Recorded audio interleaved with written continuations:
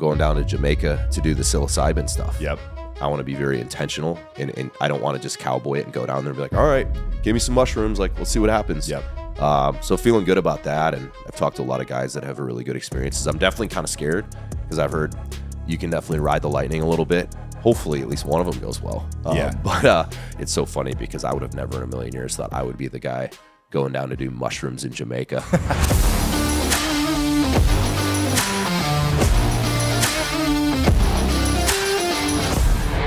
You're listening to the Born Primitive Podcast. Good morning, everyone. Welcome back to the Born Primitive Podcast. Still getting used to this brand new studio. This is the first one too with no headset. No which headset. Is weird. It's strange. Yep. Feel a little naked. We won't talk about how it's 80 degrees in here. We have If we start to get red throughout the episode, that is the last episode I got up and my back was just completely soaked because it's pressed against this leather chair. Nice but leather. no, this feels good, man. The good studio. Obviously the old one was good, but this feels a little bit more personal. And hopefully we can start having more in-person ones. But how we doing, Tone? Good.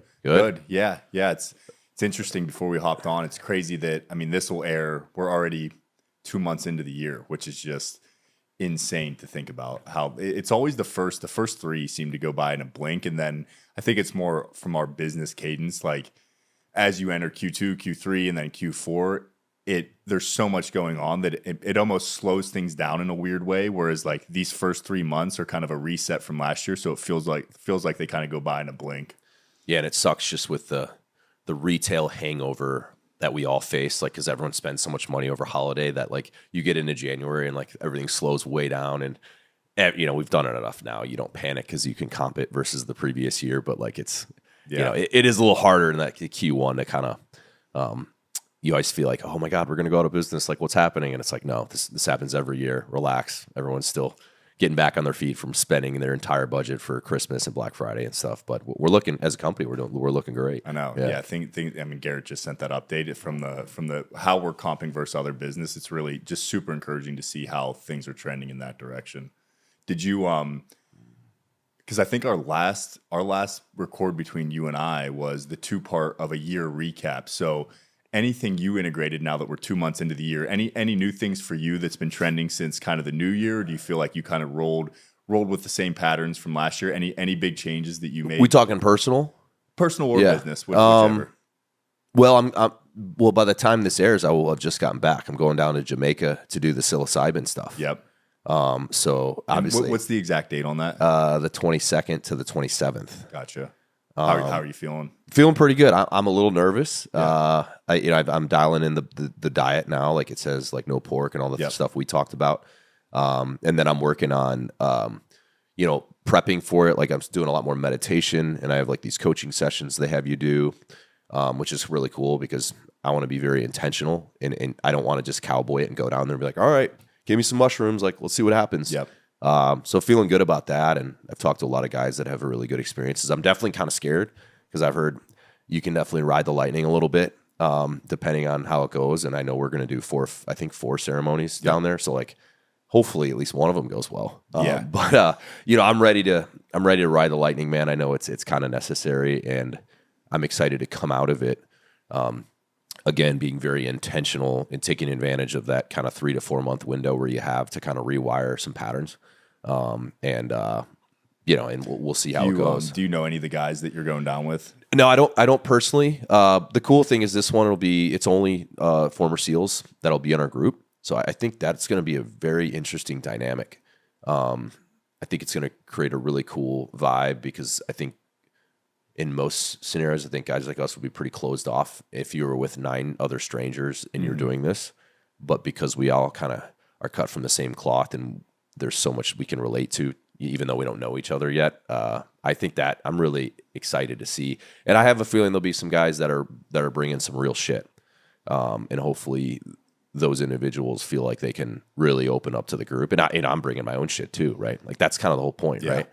And I think as we get older, we realize like we all have shit, right? Yeah, and you and I have talked about this, and you and I actually have an experience together. Now, I will say that experience is a bit of an appetizer for what that space can look like. Speaking specifically to the psychedelic space as a whole, and treating it as a ceremony. So for the listener, if you if this is something you have no idea what we're talking about, psychedelics, when approached with a very kind of clinical isn't the right word, but just intentional in a setting where the whole goal, as you said, is to open up and explore parts of ourself that maybe in our everyday kind of consciousness,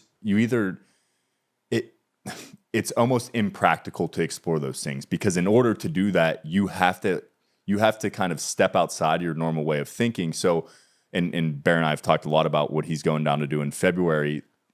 Going down there with the intention to a facility that is trained to do this allows an environment where you and it's such a fascinating thing that you're doing it with 9 other team guys. That'll be a really interesting dynamic, but it creates an environment where you are able to explore both personal or even like things from, I mean, it's all personal, but things from family or childhood or recent years that have led to parts of yourself that kind of get ignored in the daily, but it almost like a mold starts to build in your psyche in a way that if you don't go in and address that, let that play out for long enough, and it's going to rot out the way your day-to-day looks. So really excited for you. And I think, and you and I talked about this, is allowing yourself to open up in ways that feels vulnerable is the whole point of that. Yeah. So especially guys, like, we tend to be guarded. We tend to think that like, oh, I can't let emotions show, but you're building walls that quite literally prevent the expression of yourself in its best sense. So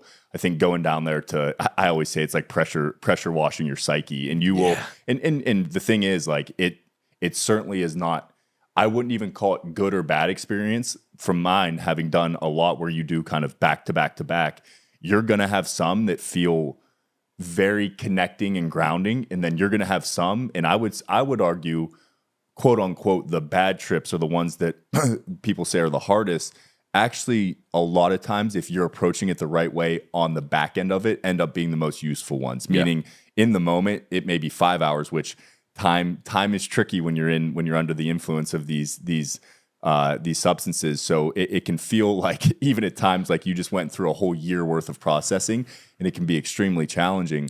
But on the back end of that, as long as you're willing to continue to kind of dig down and integrate what that experience was and why those feelings of like maybe extreme loss or extreme pain bubbled up, you'll come out of the other end of that realizing like, shit, I needed to do that. And if I wouldn't have done it, like, it becomes a festering wound then that at some point, and then we can get into a whole nother digression surrounding kind of even the onset of disease. There's a lot of good research showing like the suppression of these certain emotions. Now this is hard to measure, but certain traumas, certain emotions being suppressed over time, quite literally, I mean, the word dis-ease within your body leads to a lot of things that none of us want within our system. So yeah, really excited for you to explore it. And I think you're approaching it in a way that is the way to do it, where like, hey, treat it with the requisite amount of seriousness and respect, but then also bring a playfulness to it, where it's like, hey, I am there to have fun. But you'll see an arc typically to, especially when you're doing like 4 back to back, where you'll have some, like I said, really grounding, connecting, and then others where you're quite literally shitting your pants for the whole time, kind of wondering what the hell is going on. Would roll up day one in a loincloth, looking like Tarzan. Like, no, buddy, that's not how this goes. Like, oh, sorry, I thought you wear loincloths, this sort of thing. Dude, please, it'd be appropriate for 10 SEALs too, for you guys. Loincloth and a bison drum. Yeah. I think, and you would obviously be able to validate this, but one of the facilitators, I thought he used a really good analogy on kind of what it can do for your thought patterns, but he kind of used the analogy of like, imagine like, you know, like a dirt road that has like 2 ruts in the road, right? That like you're driving your car, like you're naturally inclined to drive in the ruts, right? And if you pull out of the ruts and you're kind of on the edge, like your inclination is just to go right back in the rut, because that's kind of the kind of the groomed path that has already been groomed. And what this allows you to do is kind of temporarily repave that road so you can, you know, basically establish a new path in the road, right? And hopefully you won't resort back to the same habits, because then it's just the same old ruts in the road that it was before. It provides you the opportunity, and this is where it gets like the actual matter in your brain. And like you have, I know with the different psychedelics, there's a different time period. I think psilocybin is the shortest. It's about 3 months. Ayahuasca is a little bit more. And then ibogaine is like 6 months, where it's like, it basically gives you an opportunity to create new impressions in the brain. Of course, I'm oversimplifying it.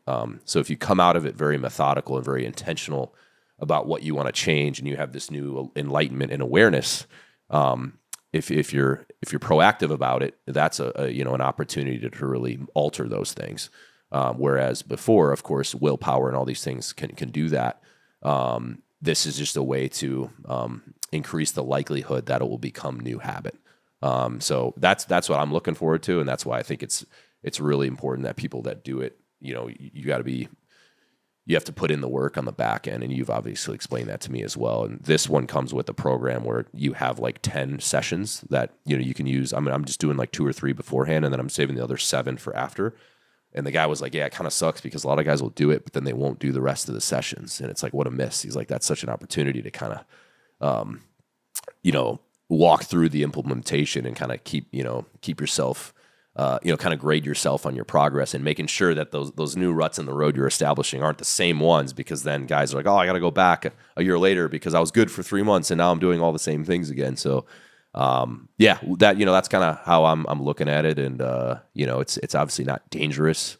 And it's in a controlled setting. And, you know, I know you sent me the podcast with Rogan and Governor Perry and Brian Hubbard, that guy's an absolute legend. That monologue he gave on Rogan, 40-minute monologue, didn't break tempo, didn't stutter once, talking about ibogaine and the incredible success they've had from that treatment, for, you know, substance abuse and all kinds of other things. Like, that's, hopefully the state of Texas will be, you know, will champion that. And hopefully this is something in 3 or 4 years about we're talking is now mainstream, because like it's literally changing lives overnight when, you know, you take like drug addiction, for example, or alcoholism. Drug addiction would be a good one. You know, like what do they say in a clinical setting? It's like a 10% chance of like actually fixing the problem if you go to rehab. And then you have guys going down there in 48 hours are ditching a heroin addiction. Like, what? That's crazy. And this is something that came out in the 70s that got made a Schedule I through Nixon, and since has been this underground thing that is now getting more and more recognition just because of the crazy results in clinical settings that it's producing for people. So that's really cool. I know ibogaine is another rung on the ladder, and I personally know guys who had great success from that. So yeah, I think it's going to be an evolving space, and it's so funny because I would have never in a million years thought I would be the guy going down to do mushrooms in Jamaica. Hey, I'm pretty old school, you know, Midwest guy, like pretty conservative, like, you know, I like football and cold beer and lifting weights. Like, I'm not like your typical, like, you know, I got a conch shell necklace and a Grateful Dead t-shirt. Like, that's not me, right? Like, but it's not so stereotypical anymore, right? There's people from all backgrounds now doing that, and I think that's a cool thing. When it's been, and I think I talked about this on here before. It's been really healthy for me personally, if I'm being honest, because that world, like, you've worked with me now for 6 years. You know, I'm not the type. Even if I believe in something passionately on my own, like in my own personal life, I'm not going to be telling everybody like, oh, you need to do this. But what happened, like the healthy part that I'm referencing, is when we did the podcast together, it wasn't as if I came on here saying like, hey, I want to talk about this bear, let's talk about it. But with some of the podcast guests, and then I think even ones you and I were doing, it organically came up and I started opening up about it. And for me, like, that connected 2 dots that, to be quite frank, I never thought were going to get connected. Meaning, should your personal life match perfectly with what you're doing in business? Of course not. But like, for me, they're getting closer and closer, and that just creates more congruency in my day-to-day. Do you know what I mean? Yeah. Whereas before it was like, okay, yeah, you have these things, you talk with this group of friends outside of work, but now you bring up the ibogaine thing, and you know I'm going to be going down there in April to Cancun Tijuana to be participating in one. Is that even as a business now, to see you get behind, and of course you want to be careful here too. We don't want to overstate the results, but like, the preliminary things are looking really good. And for us to be potentially, and these are conversations you and I have been having, for us to explore as a brand, like, hey, if this continues and this treatment is 10x better than anything else for TBI, for PTSD, for even things like depression, anxiety, that a lot of people in your community, just due to the exposure they go through while in the service, are seeing, like, and we can support that as a brand. Selfishly, that makes, like, I go home at night, it makes me a happier human being, because it's like, oh shit, these two worlds are now colliding. So I've been extremely grateful for that, because not in a million years, if 3 years ago you'd have told me we'd be sitting here talking about it for the first 30 minutes of a podcast, and then we actually have a guy from the Mission Within, Jay, is coming in person to do a podcast. That's the clinic I'm going to be going down to. He's their executive director. I'd have laughed at you. So just really cool to see those worlds colliding, and I think it's for the right reasons too. Do you know what I mean? Like we're seeing the results where this could be a game changer over the next couple decades as far as treatment for these very specific things that up until now did not have any really strong candidates to be something that was actually providing tangible value.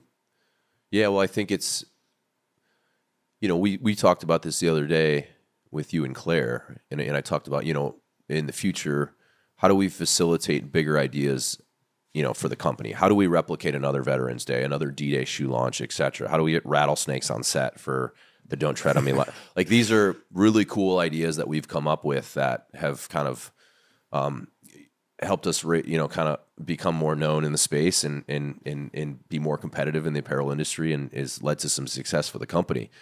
But what I told you guys was, like, if we go into a brainstorm, breakout session, and at some offsite, hopefully on some mountainside, drinking a few beers or maybe a little whiskey, or maybe some coffee, whatever. Choose your beverage. We shouldn't think of it through the lens of, like, okay, there shouldn't be an implied restriction that we're an apparel company, right? Like, imagine if I didn't disclose that, all right, there's no limits here, everyone automatically would default through, okay, what would be great marketing ideas through the lens of an apparel company? What if I came in after 2 hours and they're all just kind of your standard ideas, and I come in, hey guys, completely flip this thing on its head. Now pretend we don't sell apparel. What do you guys come up with? If we want to make an impact on society and use our organization as a way to facilitate that, we have hundreds of thousands of active customers. We have a network of people that we've now connected through the business. And we have 600,000 people on our email list. We can text 200,000 people in 2 seconds. That's all the infrastructure we've built. But remove the fact that we're an apparel company. What can we do as an organization to have a positive impact on society? Imagine the ideas that would come to light if you remove that restriction. And that's what I want to encourage us to do as a team, because then it might be something like, hey, let's try to help be a pioneer for plant medicine for the veteran and first responder community, and beyond that, addicts and alcoholics, and these. It doesn't have to always be that narrow, although that's probably where we're going to start, because that's who we try to serve first. But and imagine that, and before you know it, you and I are going down to freaking Tijuana. We're doing a ceremony. We're bringing veterans down. We're doing a documentary. We're trying to work with people in DC, maybe the state of Texas, to help be the champions of this. It's like, we're not an apparel company at that point. We're doing it because it's the right thing, but we're leveraging our audience and our reach that we've created by doing things right as an apparel company. You see what I'm saying? And that's what I really learned when I was at Red Bull, is like the ideas would come to the table that had nothing to do with the actual beverage. When I told you, and I think it's actually, to make it personal and business again, is something I've really been challenging myself to. And I think even like you, who I know recently has been like kind of using Christianity as a way to explore your kind of spiritual kind of lexicon, is that I think of Born Primitive and the personal side of like being in service. And I bring up the Christianity thing because I think they do a great job of like exemplifying this, of like, the more you can embody being in service, not only selfishly is there a reciprocation that happens, but it shouldn't be why you're doing it. It should be truly centered around the realization that, like, when you do that, and it sounds cliche, but like, what happens with your mental health and your overall being when you quit thinking of yourself all the time, which is not, I mean, there's so many caveats within this and so many like things to consider though as well. Is like, of course it needs to be implied that you're taking care of yourself. This isn't about overextending yourself and only thinking about others. But once you have your basic needs met, meaning financially, on a personal level, like you have the resources to provide for both yourself and your family, instead of getting caught up in how can I get more, how can I give back more, becomes like this weird little paradigm shift that you still will grow as an individual, both financially, both on a personal level, but it shifts kind of the pace at which you have to operate. And it's something I'm just starting to explore because, and I think you could relate to this, is as you grow in status, I found myself almost at times shutting down because there was so much coming in, meaning like text messages now, emails from people wanting. Now, when I say in service, that doesn't mean now you're responding to all those, giving them what they want. But what I realized is, okay, this isn't a good move forward for me now, because you're growing in a little bit of status, even financials, that you become shut down and almost reclusive in how you respond to people. It actually becomes like, hey, you're in a position now to actually influence in a way that like you can give back to individuals in a way that you couldn't do before. And it shifted then. You still have to, you still need to protect your time and make sure that like, because there are always leeches and there are people that like, I'm sorry, do not deserve your time and energy. But it was a shift from me, like almost overprotecting, to realizing like, okay, where can I give back? In the psychedelic cause is actually a good one. Like, where this has been something I've been passionate about for 10, 12 years now. How can I give back to that space in a way that is beneficial to moving it forward so others can have access? And then financially, like, is there an individual in my life where I can get them something or buy them something in a way that's really heartfelt? It's not meant to be like a flex of like, oh, here, I got you a gift, but like somebody that's been in my life for, and I actually did it for my brother Max, who, you know, like somebody who means a ton to you. Like, get them a gift that you would never do, just out of nowhere, not for their birthday, not for Christmas, and write a little note and give that to them. And it's like, you realize the momentum behind doing that. That little gift you gave somebody compared to getting another $5,000 on a paycheck, it's wild. And who Sal DiStefano from Mind Pump Media, remember we talked about this? Yeah. And that was actually that was a really good kind of like nudge to keep going in that direction, because I had started exploring it then. But it has been fascinating, and to bring it full circle, why I say that is because the Born Primitive thing, I think you've done a good job, and I think we have room to even grow there of like, hey, as a brand, of course we need to grow. Our financials need to make sense, but how can we be in service to causes and to individuals that we think deserve it? Yeah. Because the reciprocation that happens, and it's in weird ways too. It's not as if, when I say the reciprocation, it's not as if we get cut a check to say like, thanks Born Primitive for doing that, here's 50 grand. But even just awareness and people's emotional attachment to the brand, like that's energy. And like the more we do things that are truly out of heartfelt service to individuals or organizations, I think that's part of our magic sauce here. So for you to say like, hey guys, this doesn't need to relate to the apparel, like think big. I think of that. It's like, hey, how can we give back? In the example over Veterans Day last year is a perfect example. How can we do things that no one else is doing that are in service to causes that we can get behind, and then watch what that does to us as a company? Exactly. Yeah, it's one of those things. I have a high motivation to create surplus and abundance in my own life, not so I can have nice things, because I've learned, even though I'm not obviously one of these like mega wealthy dudes that like is in private jets and stuff, but you quickly learn when you start upgrading your lifestyle, because you have more financial stability, that the things you thought it was going to unlock doesn't really. You know what I mean? Like there's a diminishing return on some of these things, and it makes you realize, okay, I can't like use that as a measure of happiness, because you're going to be chasing an illusion. But where you can find real joy is you take some of that surplus and abundance that you've created with your own hard work, and you give it to other people who are in need. Because, and I'll just use one example. We have a family member, and not technical family, but we consider him family, going through, cancer treatment and stuff. He can't work. So me and my brothers decided to pay off his mortgage until he's able to get back and work, and you know what I mean? And that's, $2,200 a month, between us, right? Not something I'm going to notice. What does that do for him on his end? Like the fact that now he knows he doesn't have to worry about his mortgage payment, because this was something he's like, and it was his actually family members that came to us to help, and we of course were happy to. But the amount of relief and help that provides, when you stack up against the slight decrease in a financial measurable, number on my end, they're not even close, right? That's going to be a deal you take 100 times out of 100, because then it's also brings me joy knowing that I'm able to leverage something I've really worked hard to do for somebody else, right?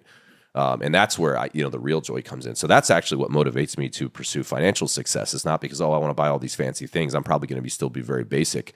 But to have the ability to do things like that, or, maybe the ultimate flex would be like you let a buddy know that like you're paying for his kid's college, right? Exactly. And he's like, wait, what? And you're like, yeah, dude, it's done. Wherever they want to go, I got it. I've accounted for this. I've had a 529 set up. You can set up 529s and it doesn't designate the recipient. This is something I might actually do. So you can pump money in tax free, right? Or it's post tax, but it gains. Yep.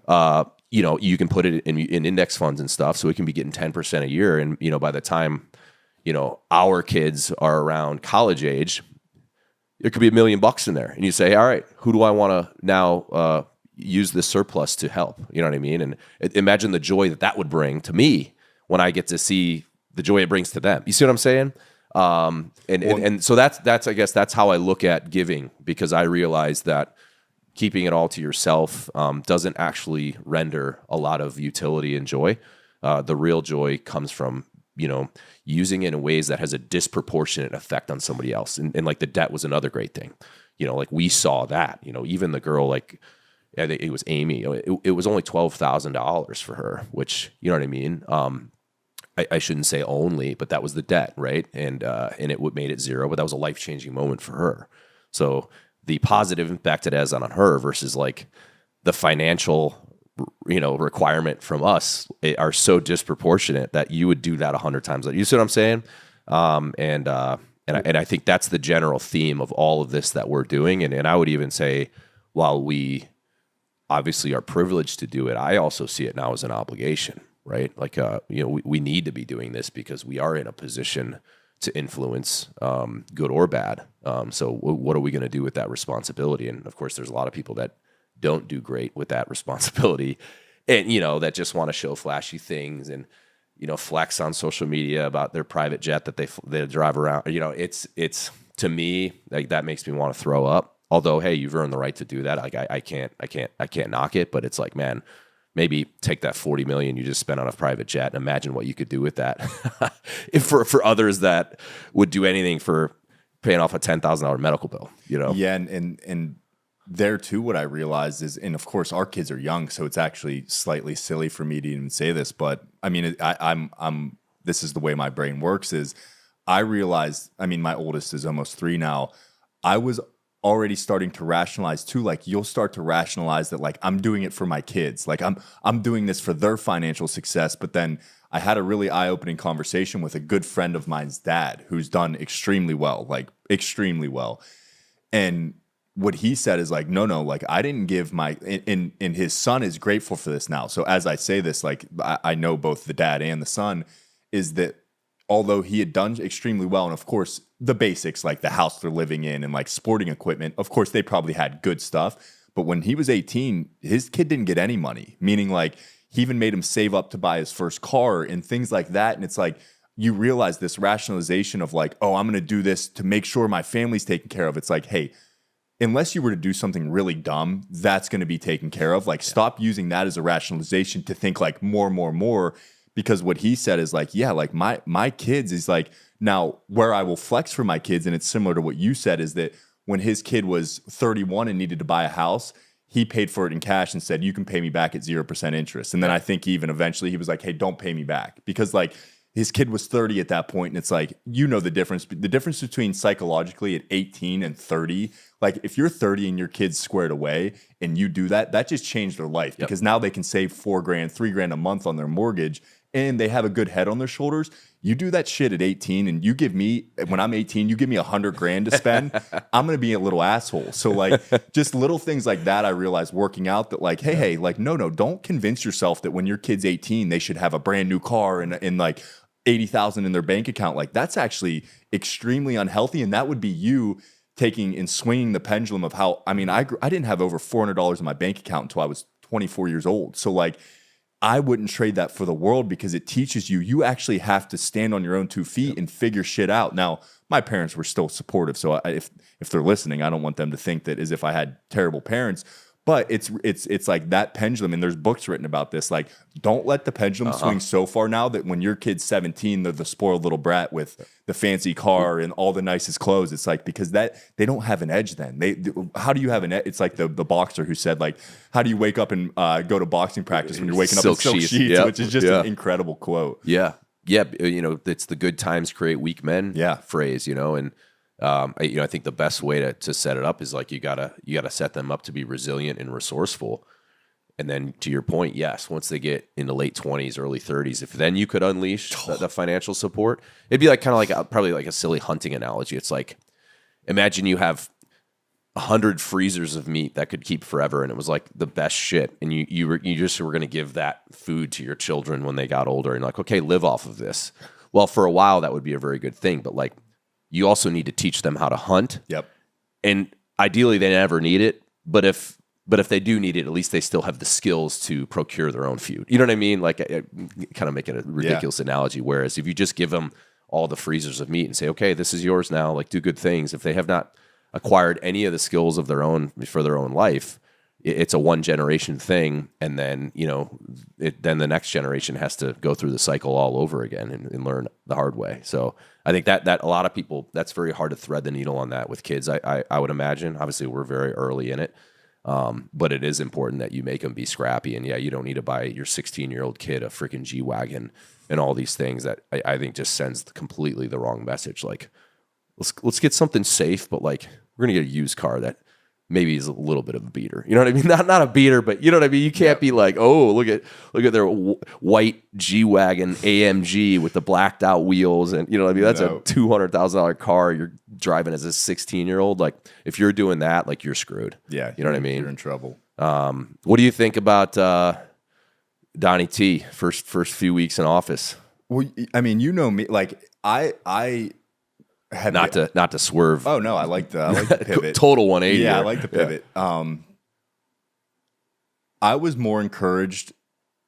Now here's where you always got to check your own kind of bias, but it was if it was tangible. Now I would say within our circles, maybe it was tangible because it's individuals that I think are encouraged by what's happening. But even into this year, the zeitgeist feels a little different now. You may disagree because I'm not somebody that stays close to the news. So I'm sure if I would check in on CNN or anything at any given time, I'm sure there's all these narratives about how this is actually the worst time, which is wild to. I can confirm. Yes, that's the case. They haven't learned anything, by the way. And they're like, and I'm going to get in my soapbox for a second. Like, what pisses me off so bad, and this is coming from somebody who's not that political. Like, truly, I would call myself in some ways like apolitical. Now, lately, more and more, I would not say that anymore. But how do you not, and I think I said this last year on an episode, it's like, with the Elon Musk thing where he made like a hand gesture, if you actually listen to that and you listen to what he was saying, never in a million years would you be like, he's making a Nazi salute. Yeah. Yet, Bear, the part where I'm getting in my soapbox is that they still think that shit is going to, like, and I shouldn't even say they, individuals still think that going on and making this big claim is somehow going to win people back to their side. And it's disingenuous, and it pisses me off, not even because I'm a hardcore Elon. I do think he's obvious genius, but just the fact that, like, guys, we need, like, you think you're so much smarter than other people that you doing these stupid ploy tactics to say, like, oh, he's a Nazi. It's so silly, and you have to stop doing that. Like, it's such a dumbification of what they think people are like I said, oh, we're going to get people to our side now through this is just insane. So there's my one little rant is that you're right. Like, the strategy, it's like, guys, go to the chalkboard and try something different because that is not working anymore. It's the equivalent. If you're the 0-16 Cleveland Browns and you just lost the last game of the season to go 0-17, 42-7. 42-7. The only touchdown you got was against the second stringers on a mop-up touchdown with a minute to go in the fourth when no one gave a shit. And you're going into next season. It's the off season now, and you're saying, we're going to double down on that playbook. Man, that playbook, we got to retain the whole staff. We're going to run the same plays. We're not going to try to pick up any free agents. Sign everyone. It was the weather. Yeah, it was rigged. It's hilarious. You guys just lost 42-7, had an 0-17 season. you guys need to completely change your approach, because they thought it was going to work. It's this assumption that they have the moral and intellectual high ground on every argument. And fortunately, and I think the alternative media was a huge reason for this, with the Rogan and all these podcasts and stuff, because people were starting to be more curious, and they started realizing, oh, these people are full of shit. You can only gaslight us for so long. You can only belittle us for so long before the common man starts saying, you know what, fuck you. You know what I mean? Like, you're going to tell me that I'm this and I'm this and I'm this, and you know what I mean? It's predetermined, and America woke up, and the election wasn't even close. It wasn't even close. Every single swing state, right? And that is that's democracy working. And the fact that they're still on CNN and MSNBC saying this dumb shit that they were saying for 4 straight years that made them lose a landslide election, it's honestly hilarious. I wonder if they will change, because if they don't change, they'll lose the next election too, right? Because the people spoke, and if they were smart, they would say, hey, we were 0-17 last season. Like, we need to flip this offense on its head. You know what I mean? Like, we need to go get more skilled players. And of course, I'm using football analogies here, but like, we need to bring in a new offensive coordinator, fire the head coach, the whole thing. We're going to be a different organization. Shit can the GM. You know what I mean? But they're not. They're double downing on their strategy.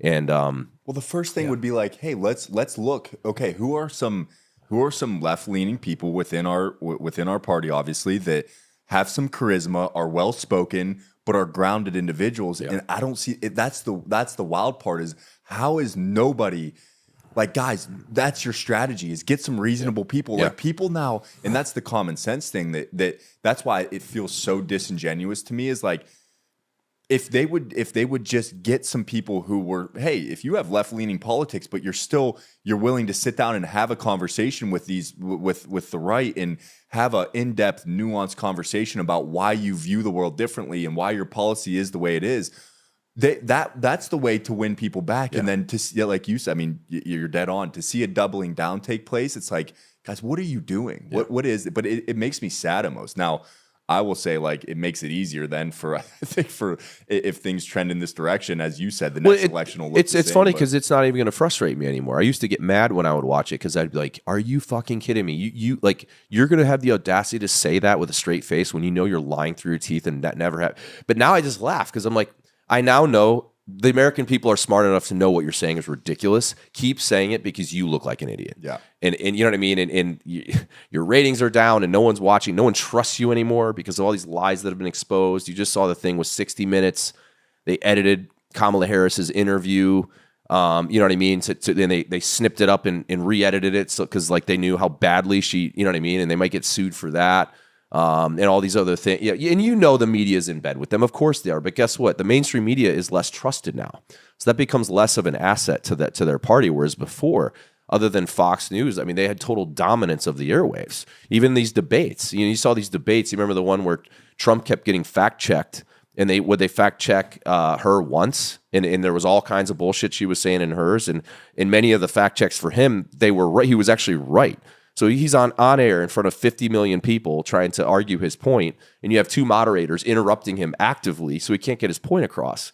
It's like, because it was 3-on-1. Even in that environment, they still, the truth still came out. So it's interesting, man. Well, and I think, and I can actually feel myself get like my voice getting slightly frustrated, but I think it's reasonable in the sense too, when you look at what just came out with COVID, like at some point, and I'm all about forgiveness, both in personal life and in general. I think people deserve a second chance, but like there has to be a little bit of a reckoning here. Like with the like to come out now and say like, well, actually, we're pretty certain this was a lab leak from the Wuhan lab. Of course lab. It was. Like, you ostracized and fired and demonized all these individuals that were just trying to have that conversation. Yeah. Yep. They got there were, you know how many people, like even doctors, accredited doctors. I mean, we've had some on the podcast who got made to look like fools because they were willing to step outside of the paradigm that was being pushed at the time and say, hey guys, like something's going on here.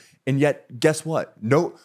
what are the repercussions of that? Who is actually being held Oh, responsible? you get pardoned, actually. It's You get a presidential pardon. That's how that works. And we as a like, I'm sorry, like that's not healthy to just now move on. And it's like, no, like there should be there should be some type of committee where there is some reckoning to this. I'm not saying people need to go to jail for 60 years because I get it. Like there's momentum behind these things and people get caught up in it, but there needs to be some type of like reckoning as to what the hell we just went through for 4 years. Yeah. And now it's crazy. We're a year out of it. I mean, it's still, of course, talked about here or there, but yeah, the fact that there's no reflection on that, like that'd be like a business. Like you have a bunch of executives who just did a bunch of dumb shit, like weird shit. Let's say they a bunch of sexual misconduct. Now I know it's not a perfect apples to apples, but then it doesn't get talked about for a year. And then all of a sudden things are just back to normal. No one gets fired. No one gets like, no repercussions. It's like you wouldn't allow that in any type of human system, yet we're allowing it at the grandest scale, which is just like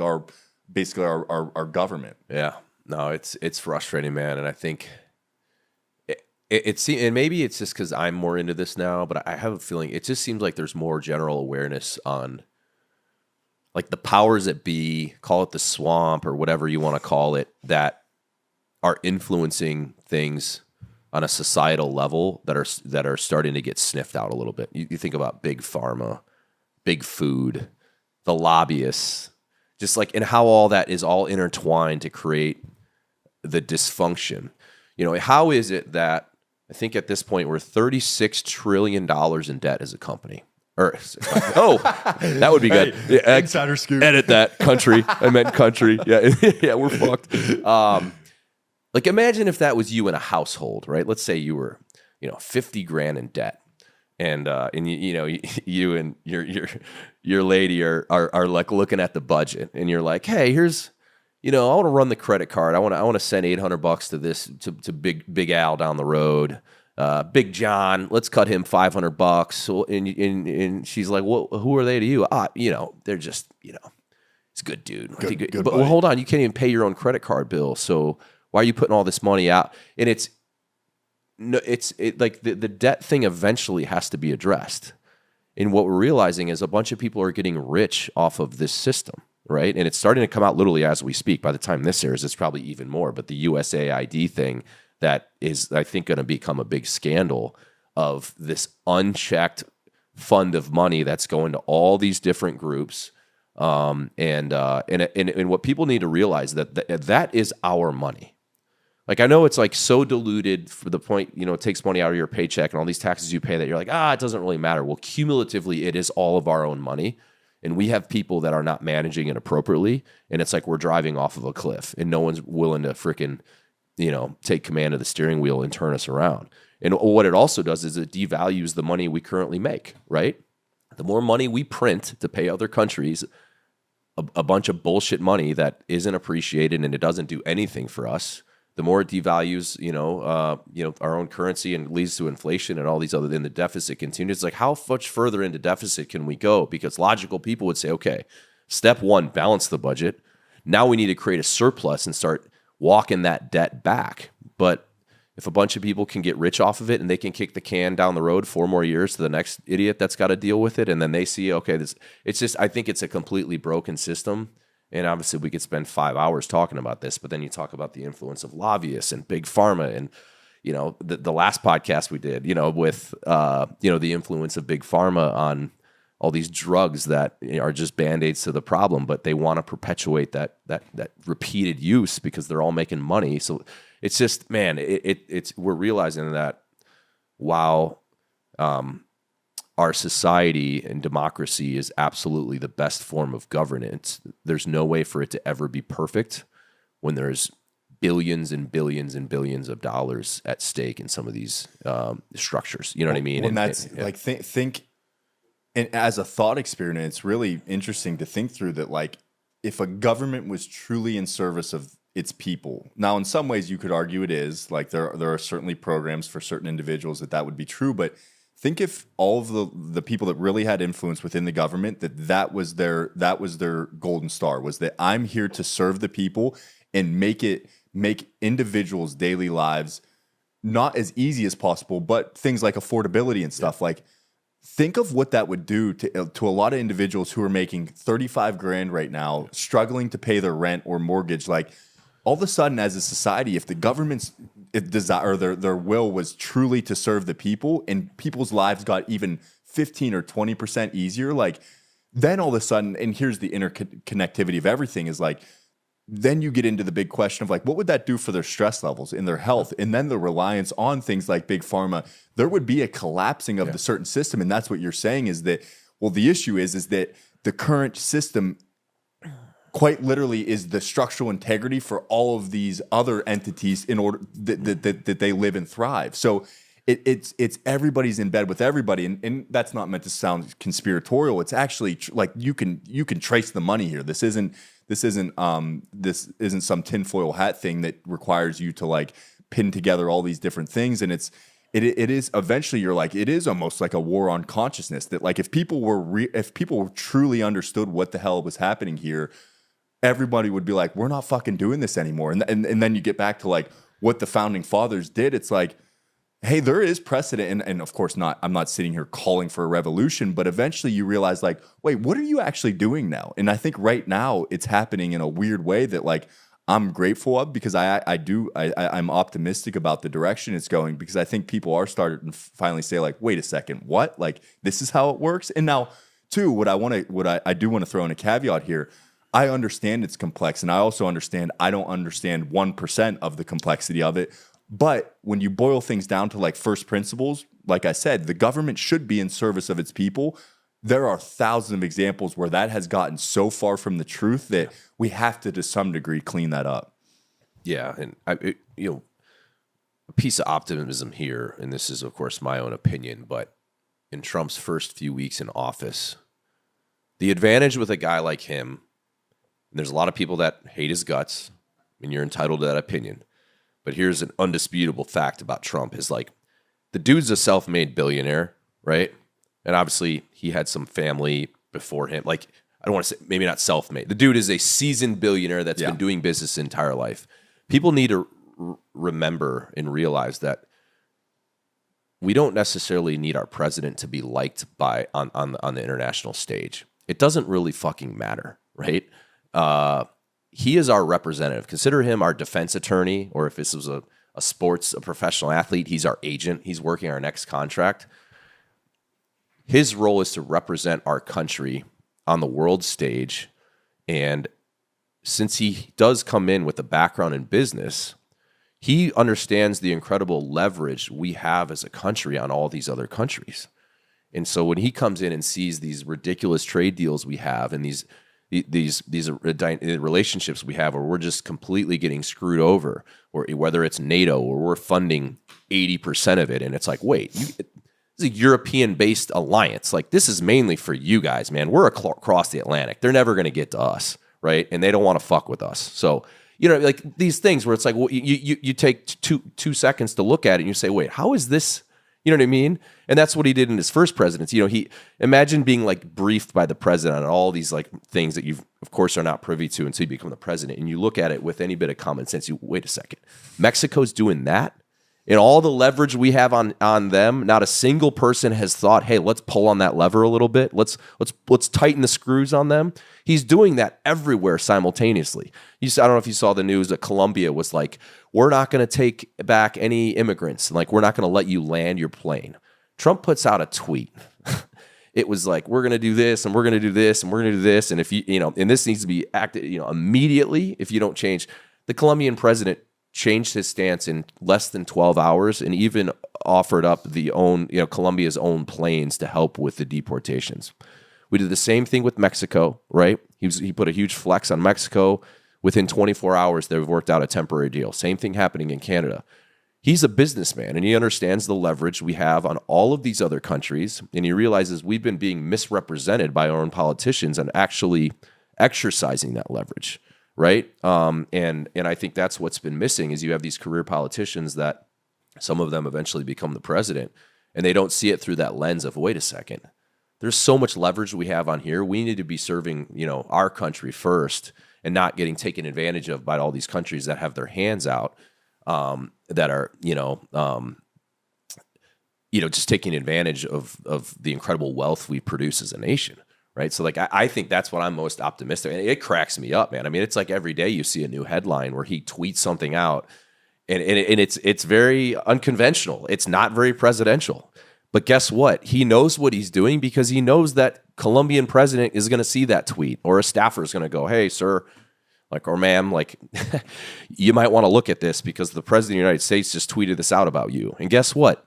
It achieves the intent. So was it not done through, I'm going to fly down there and in a suit, we're going to have a very formal meeting and we're going to exchange pleasantries and we're going to, and then finally, we go through all this bullshit just to get to the point. No, he's going to tweet it out and it's going to happen in less than 12 hours. And I think that's a breath of fresh air. And that's why people are like, oh, he's not very presidential. It's like, if we go into a courtroom and you're getting tried for something that you didn't do you give a damn if your defense attorney is a nice guy? You know what I mean? Would you rather have a guy who's a nice guy that you walk out of the courtroom with a wrongful conviction, or do you want to have a total savage?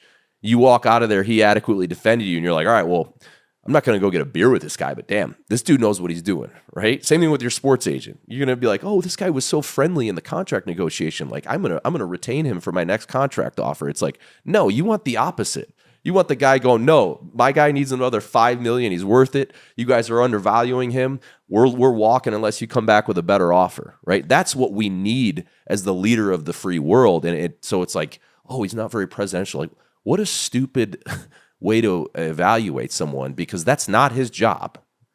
Well, I think too, like even to think about 20-year-old Tony versus now.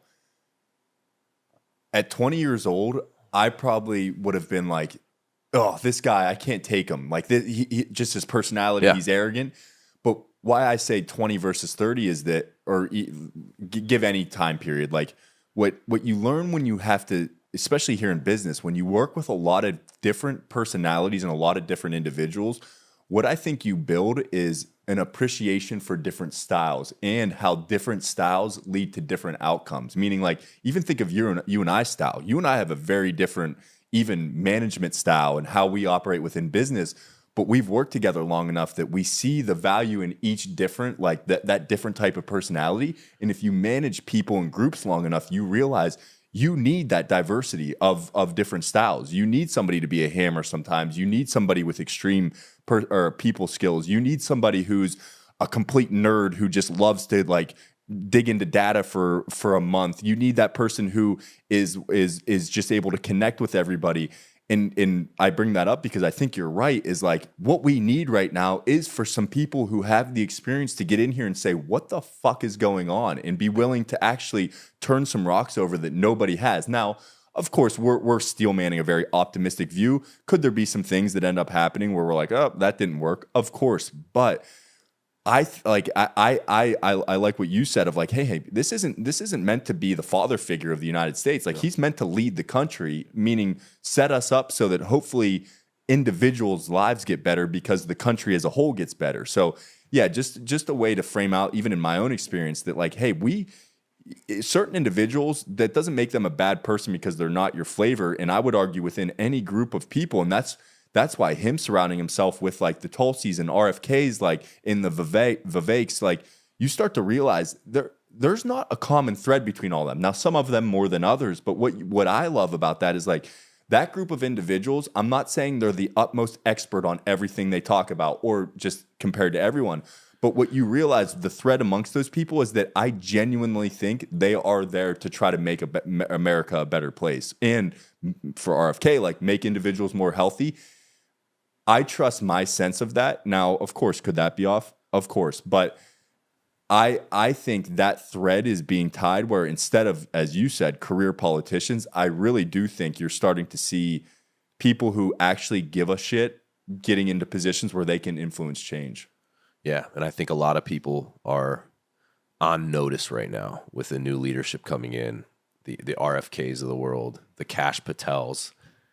I mean, especially in RFK's case, like the big pharma, and all the the politicians that are probably making backdoor money from these people, like you know what I mean, that are probably in the Senate right now, probably on both sides of the aisle. That's okay.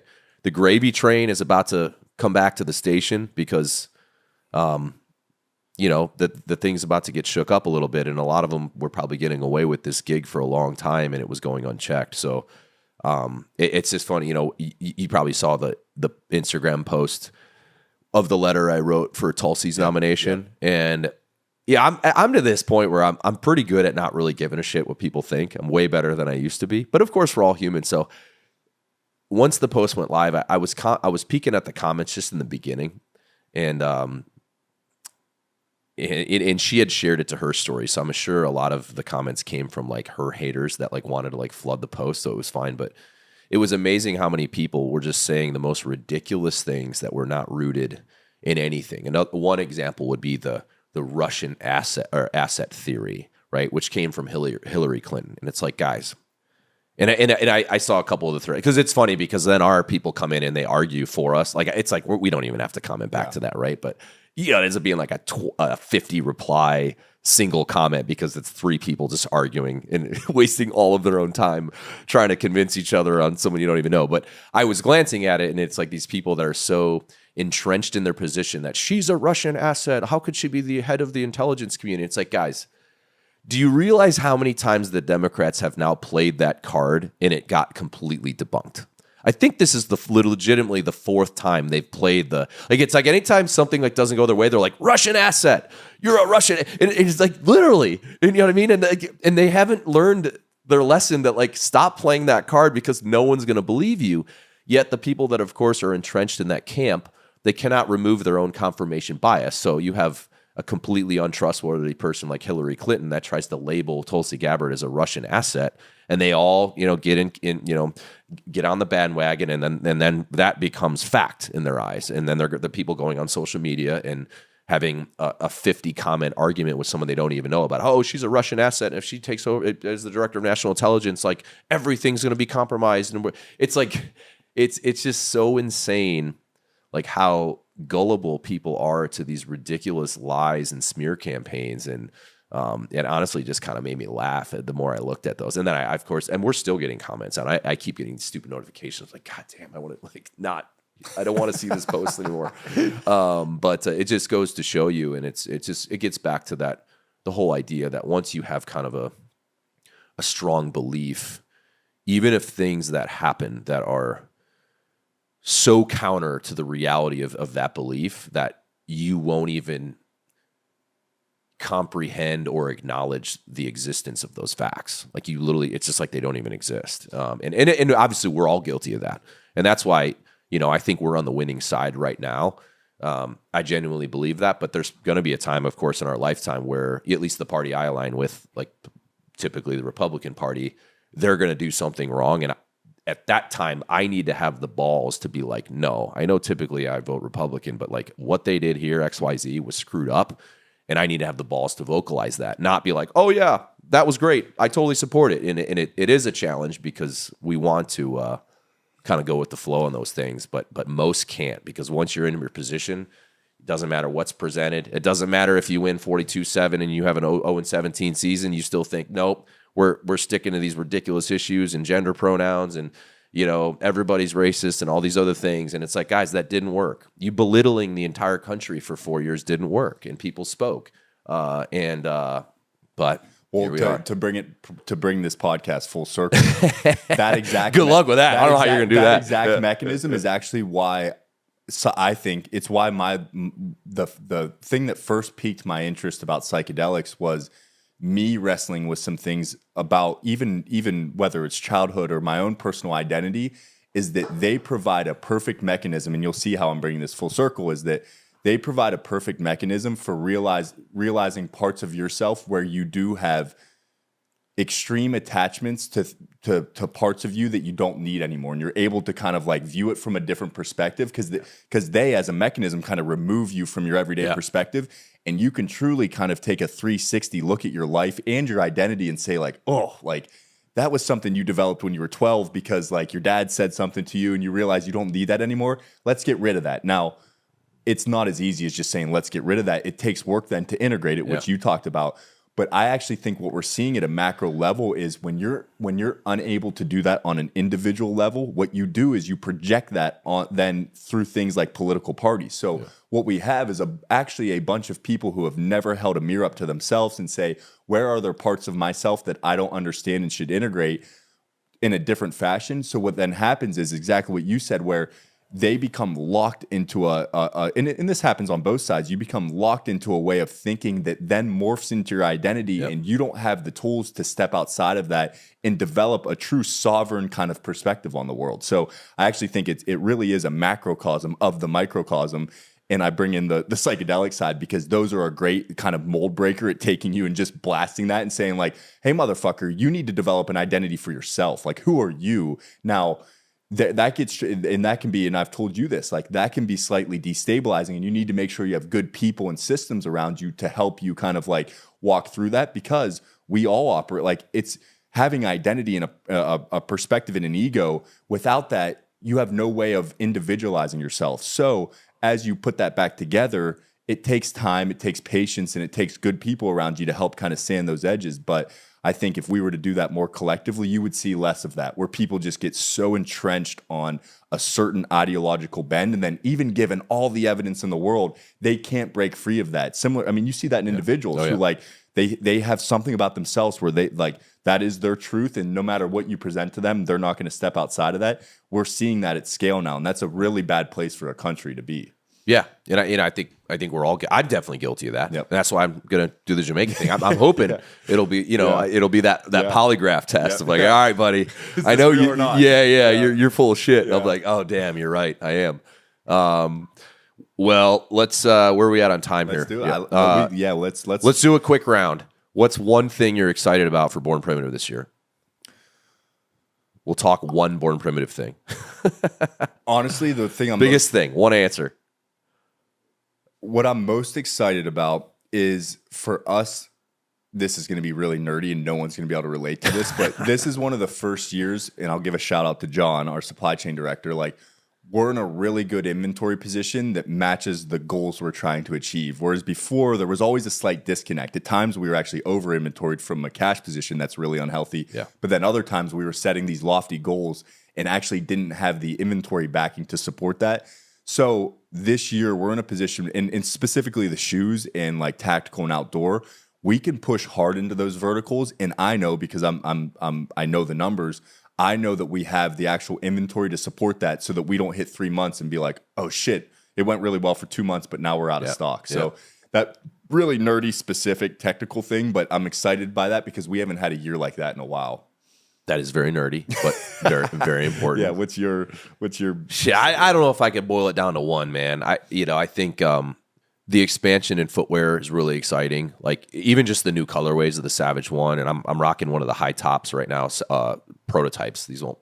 Probably are these. That'll be this year. I would have said that for next. These are the barefoot Tony's rocking the barefoot trainers that his Bigfoot ass has been TNEing. Those aren't finalized. They're still prototypes, but a really good development there. And I've been rocking the running shoe, which it uses that new like nitrogen infused foam, which is awesome. And that should be, hopefully in early 26. So the expansion of footwear is really, I really enjoy that. Like when we had our shoe meeting yesterday and like they had all the new colorways out and we got to just be like, oh, that's cool. Oh, I don't like that one. Like that was the capability we have now in footwear is going to take us to the next level. So excited to see that. Obviously getting into made in the USA and trade compliant apparel to sell to the government is huge. And with multicam coming like on the tactical side, I think that's just going to get absolutely wild once multicam's available later this year, and just being able to produce any colorway in the USA for the government is a whole new opportunity for our business.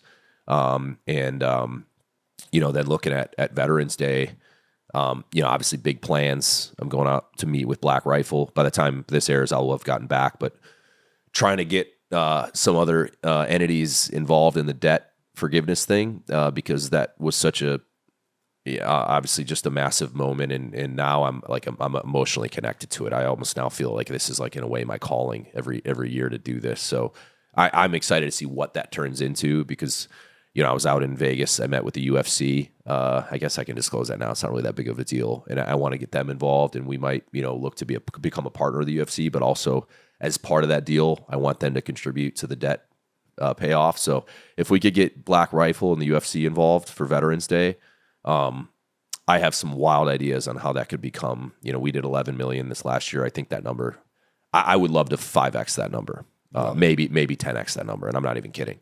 But you know how I think. I really don't like little ideas, so we'll see how that goes. And yeah, man. I mean, obviously we got the building coming next year. That'll be a really cool thing. But I'm excited right now. It's been the last couple of years have been really hard for business for most companies, but we were able to buck the trend in 24 and have a really good year. And I think we see a lot of really good momentum, and it's coming from us doing things that aren't necessarily related to us being a clothing brand. That's the thing everyone needs to realize. Like it's now there's cool product that goes with it. Like the D-Day shoe, the shoe was cool. But what was cooler was, helping send a bunch of veterans to Normandy for the 80th anniversary, right? Some of these guys are 100 years old. Yes, there was a sales component of Veterans Day campaign, but the cool part is helping out 6,000 veterans who went into Christmas without medical bills, right? That had been, crippling them. So I hope we can do more of that. It's going to be hard to keep matching some of these wild ideas. But hopefully we go to a mountainside and drink a few cocktails. The next D-Day and the next Veterans Day idea they're there. Here's the thing. These ideas come like I'll get 3 in 20 seconds, and then I go dark for like 18 months, right? You know what I mean? Shoe one, I always say that shoe one happened like 4 years ago. We were getting on a plane to go. I forget where we were going. Wyoming. What? Yeah, it was Wyoming. Yeah, I think it was. Yeah, I think it was. Yeah, but we didn't even have shoes yet. I was no. talking about this. We didn't even have shoes. I think we had. It was ridiculous. I know, and that came to fruition last year. So I've seen you pull those out of your ass. So. But it's usually like if I'm right after I get out of the squat rack. Yeah. For some reason, I get my best ideas in and around the squat rack. Maybe mid set, I'm like, ooh, I gotta stash that away. And then I come in all out of breath, and I'm like, all right, here's what I got. Yeah. We gotta pull some out. Yeah, that just means I gotta keep squatting, right? Yeah, exactly. Even though my back is jacked right now, but we're getting some stem cells. We're gonna take care of that. But all right, Tony, you got anything else? Nope. This was just a freestyle. No agenda. It's funny.